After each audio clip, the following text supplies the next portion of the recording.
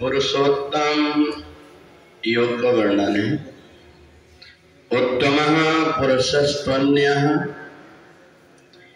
परमात्मेतुदाहरत यो लोकत्रयमाविश्य विभर्तव्य ईश्वरः। पुरुष और उत्तम दो प्रकार के अलग अलग शब्दों का यहाँ वर्णन है। इसको मिलाकर पुरुषोत्तम बना हुआ। पुरुष दो प्रकार के, एक क्षर है और एक अक्षर। उसमें जो क्षर है वो है शरीर और अक्षर है वो है आत्मा। तो केवल पुरुष अकेले का ही अर्थ हुआ कि पुरुष क्षर और अक्षर दो प्रकार का। अर्थात हमारा जो शरीर है जन्म लेने के बाद में धीरे धीरे उसमें परिवर्तन होते हुए एक शरीर मिटते जाता है।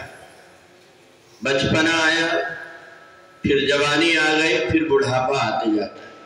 हर दिन कल जो शरीर था वो आज नहीं रहता, दिनों दिन उसमें क्षरण हो रहा है, धीरे धीरे करके वो कम हो रहा है। तो इसलिए जो शरीर है इसको दो रूप में माना गया, एक क्षर और एक अक्षर। अब ये क्षर के कारण आत्मा को भी वैसा ही लगता है। शरीर में रहने वाली आत्मा जब बचपना रहता है तो जब आदमी बोलता है कहता है अभी मेरा बचपना है, आत्मा उसी के अनुरूप चलती रहती जैसे शरीर है। जब वो जवान हो जाता है तो उसकी भाषा बदल जाती है, वही आत्मा कहने लगती मैं जवान हूं।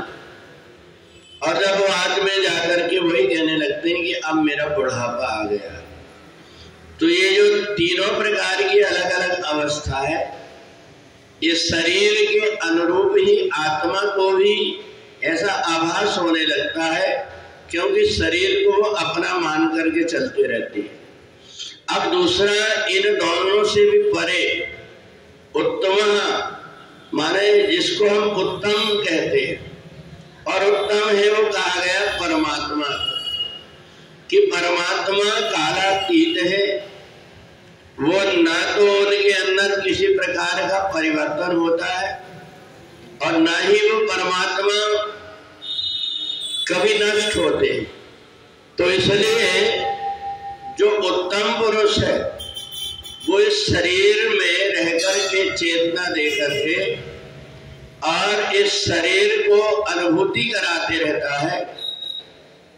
शरीर के अंदर अलग से ऐसी कोई मशीन नहीं है जो बोलने की शक्ति देती हो, सुनने की शक्ति देती। वही परमात्मा जिसको हम उत्तम कहते हैं, वही परमात्मा की शक्ति इस शरीर के अंदर रहने वाली आत्मा को ज्ञान कराती, सुनने की शक्ति, बोलने की शक्ति और वही चलने की भी शक्ति देती। और इसलिए जब परमात्मा की शक्ति अपने आप में विलुप्त हो जाती है तो शरीर और इंद्रियां वैसे की वैसे रहते हैं, परंतु न व्यक्ति सुन सकता है, न देख सकता है, न बोल सकता है। तो इसलिए 15वें अध्याय को भगवान ने पुरुषोत्तम योग कहा कि इसमें रहने वाली जो आत्मा है, अगर ये आत्मा संसार की तरफ आसक्त हो गई तो वो संसारी बन जाती है। फिर उसके अंदर सुख दुख लाभ हानि मान अपमान ही होने लगता है। और यही आत्मा अगर परमात्मा से जुड़ गई तो उसको लगता है कि मैं चेतन हूँ, अमर हूँ, सहज सुख राशि हूँ। बाहर के जितने भी प्रकार के सुख दुख आते हैं आत्मा उसकी परवाह नहीं करती, आत्मा अपने आप में स्थिर होती है।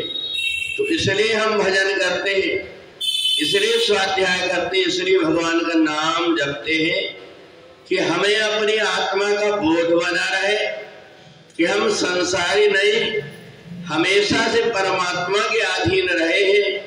वही परमात्मा इस संसार को उत्पन्न करता है पालन करता है और संहार करता है। इसलिए हमको संसार से नहीं परमात्मा से जुड़े रहना है। अगर हम संसार से जुड़े रहे तो बार बार जन्म और मरण का चक्कर पड़ता है, और यदि परमात्मा से हम जुड़ गए तो हमारा कहीं भी जन्म हो परंतु बंधन नहीं होता। शरीर छूटने के बाद में जीवात्मा फिर से परमात्मा में मिल जाती है।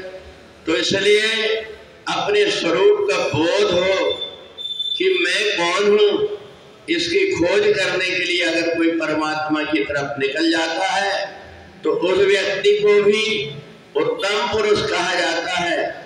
जिसके पैर अच्छी तरह अर्थात उत्तान ऊपर की तरफ चलने लगते हैं उसको उत्तम पुरुष कहा जाता है। बोल वृंदावन बिहारी लाल की जय।